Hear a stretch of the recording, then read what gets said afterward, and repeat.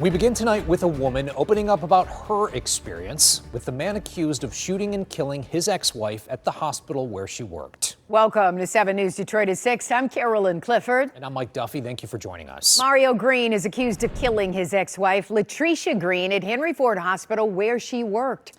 While the suspect went into hiding, we're now learning that his ex-girlfriend feared for her safety, thinking she could be his next target. Well, tonight she is talking to 7 News Detroit reporter Rudolph Sinaida about her violent encounters with the suspect and raising awareness about domestic violence in her honor.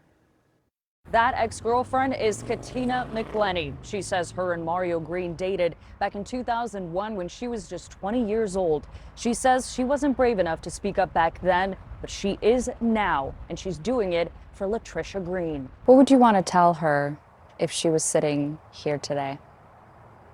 I'll fight for you. KaTina McCleney has found her voice and is using it to stand up for someone who lost theirs. Latricia Green. Mario Green is accused of shooting and killing his ex-wife at Henry Ford Hospital in Detroit last Friday. That's a name and face KaTina hadn't heard in decades until she saw his photo on the news. My heart just felt like it dropped into my feet because I hadn't seen him since 2001. KaTina says her and Mario met through work when she was young, and they had a brief relationship. She eventually wanted out, and that's when he allegedly began following her, stalking her, even leaving notes on her car. Then it all came to a dramatic peak. He followed me to a friend's house one day, and because it was a man, I guess that upset him, and that's what led to him chasing me down and making me get out of my car and putting a gun to my head because, as he said, if I wasn't gonna be with him, I wouldn't be with anybody. KaTina says she filed a police report that day and got a restraining order against Mario. He then never contacted her again.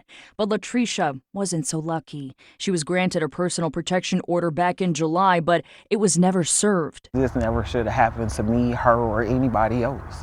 If a person wants to leave, they have that right to leave.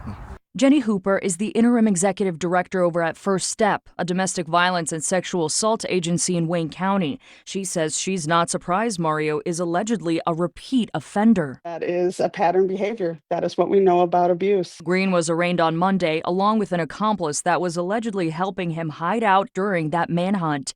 Green pleaded not guilty, but KaTina says she knows the truth of what happened to her and will do everything in her power to get justice for Latricia. What do we do? Because this is happening too often. In Detroit, I'm Rudolph Sinaida, 7 News Detroit. Certainly helps when people speak up so others learn lessons from it. Yeah, thankfully she is.